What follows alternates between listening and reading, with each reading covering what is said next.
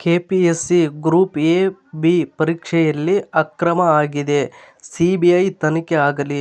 ಈ ವಿಷಯದ ಬಗ್ಗೆ ಸಂಪೂರ್ಣವಾಗಿ ಈ ವಿಡಿಯೋದಲ್ಲಿ ತಿಳಿದುಕೊಳ್ಳೋಣ. ಮಿಸ್ ಮಾಡದೆ ನೋಡಿ ಮತ್ತು ನಿಮಗೆ ಯಾವ ಉದ್ಯೋಗದ ಬಗ್ಗೆ ಮಾಹಿತಿ ಬೇಕು ಎಂಬುದನ್ನು ಕಮೆಂಟ್ನಲ್ಲಿ ತಿಳಿಸಿ. ಹಾಗೆ ಇಷ್ಟ ಆದರೆ ಸಬ್ಸ್ಕ್ರೈಬ್ ಆಗಿ.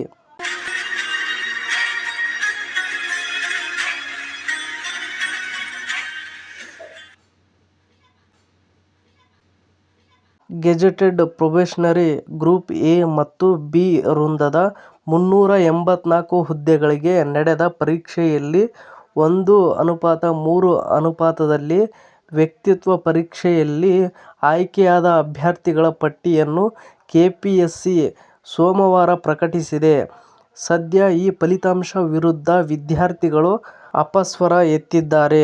ಒಂದೇ ಪರೀಕ್ಷಾ ಕೇಂದ್ರದ ಹಲವು ಅಭ್ಯರ್ಥಿಗಳು ಒಂದೇ ಕುಟುಂಬದ ಕೆಲವರು ಆಯ್ಕೆಯಾಗಿರುವ ಬಗ್ಗೆ ಗಂಭೀರ ಆರೋಪ ಮಾಡಲಾಗಿದ್ದು, ಸಿಬಿಐ ತನಿಖೆಗೆ ಒತ್ತಾಯಿಸಿದ್ದಾರೆ. ಇನ್ನು ನೆಕ್ಸ್ಟ್ 2023-24ನೇ ಸಾಲಿನಲ್ಲಿ 384 ಗ್ರೂಪ್ ಎ ಮತ್ತು ಬಿ ಹುದ್ದೆಗಳ ನೇಮಕಕ್ಕೆ ಕೆಪಿಎಸ್ಸಿ ಫೆಬ್ರವರಿ 26ರಂದು ಅಧಿಸೂಚನೆ ಹೊರಡಿಸಿತ್ತು. ಮೊದಲಿಗೆ ಆಗಸ್ಟ್ 2024ರಲ್ಲಿ ನಡೆದ ಪ್ರಾಥಮಿಕ ಪರೀಕ್ಷೆಯ ಪ್ರಶ್ನೆಪತ್ರಿಕೆಯ ಅನುವಾದದಲ್ಲಿ ಪ್ರಮಾದ ಉಂಟಾಗಿ ಸರ್ಕಾರ ಪೂರ್ವಭಾವಿ ಪರೀಕ್ಷೆ ರದ್ದುಗೊಳಿಸಿ 2024ರ ಡಿಸೆಂಬರ್ 29ಕ್ಕೆ ಮರುಪರೀಕ್ಷೆ ನಡೆಸಿತ್ತು. ಆ ಪರೀಕ್ಷೆಯಲ್ಲೂ ಅನುವಾದದಲ್ಲಿ ಎಡವಟ್ಟುಗಳಾಗಿದ್ದವು. ಇನ್ನು ನೆಕ್ಸ್ಟ್ ನೋಡುವುದಾದರೆ, ಬಳಿಕ 2025ರ ಮೇ 3, 5, 7 ಮತ್ತು 9ರಂದು ಮುಖ್ಯ ಪರೀಕ್ಷೆಗಳು ನಡೆದಿದ್ದವು. ಈಗ ಆಯೋಗ ಮುಖ್ಯ ಪರೀಕ್ಷಾ ಫಲಿತಾಂಶಗಳನ್ನು ಪ್ರಕಟಿಸಿ 1:3 ಅನುಪಾತದಲ್ಲಿ ಅಭ್ಯರ್ಥಿಗಳನ್ನು ವ್ಯಕ್ತಿತ್ವ ಪರೀಕ್ಷೆಗೆ ಆಯ್ಕೆ ಮಾಡಿದೆ. ಸದ್ಯ ಈ ಆಯ್ಕೆ ಪಟ್ಟಿ ಸಾಕಷ್ಟು ಗೊಂದಲ ಉಂಟು ಮಾಡಿದೆ. ಕರ್ನಾಟಕ ಲೋಕಸೇವಾ ಆಯೋಗದ ವಿರುದ್ಧ ವಿದ್ಯಾರ್ಥಿಗಳು ಆಕ್ರೋಶವನ್ನು ವ್ಯಕ್ತಪಡಿಸಿದ್ದಾರೆ. ಇನ್ನು ನೆಕ್ಸ್ಟ್ ನಾವು ನೋಡುವುದಾದರೆ, ಪ್ರಭಾವಿಗಳ ಮಕ್ಕಳಿಗೆ ಸೀಟ್ ಕೊಡಲು ಕುತಂತ್ರ. ಇದರ ಬಗ್ಗೆ ನಾವು ತಿಳಿದುಕೊಳ್ಳುವುದಾದರೆ, ಈ ಬಗ್ಗೆ ಅಖಿಲ ಭಾರತ ವಿದ್ಯಾರ್ಥಿ ಸಂಘದ ಅಧ್ಯಕ್ಷ ಶಾಂತಕುಮಾರ ಅವರು ಮಾತನಾಡಿದ್ದು, ಒಂದೇ ಕೊಠಡಿಯಲ್ಲಿ ಪರೀಕ್ಷೆ ಬರೆದ 15 ಮಂದಿ ಆಯ್ಕೆ ಆಗಿದ್ದಾರೆ. ಅದು ಕೂಡ ಸೀರಿಯಲ್ ನಂಬರ್ ಸಾಲಾಗಿ ಆಯ್ಕೆ ಹೇಗೆ ಎಂದು ಪ್ರಶ್ನೆ ಮಾಡಿದ್ದಾರೆ. ಇನ್ನು ಒಂದೇ ಕುಟುಂಬದ 2-3 ಆಯ್ಕೆಯಾಗಿದ್ದಾರೆ. ಪ್ರಾಮಾಣಿಕವಾಗಿ ಓದಿದವರಿಗೆ ಕೆಲಸ ಸಿಗಬೇಕು.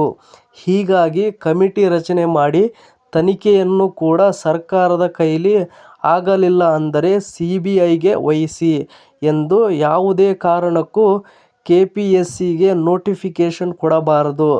ಪ್ರಭಾವಿಗಳ ಮಕ್ಕಳಿಗೆ ಸೀಟ್ ಕೊಡಿಸಲು ಕುತಂತ್ರ ನಡೆದಿದೆ ಎಂದು ಅವರು ಗಂಭೀರ ಆರೋಪವನ್ನು ಮಾಡಿದ್ದಾರೆ. ಇನ್ನು ನೆಕ್ಸ್ಟ್ ನಾವು ನೋಡುವುದಾದರೆ, ಪ್ರಧಾನಿ ಮೋದಿಗೆ ದೂರು ನೀಡಿದ ವಿದ್ಯಾರ್ಥಿಗಳು.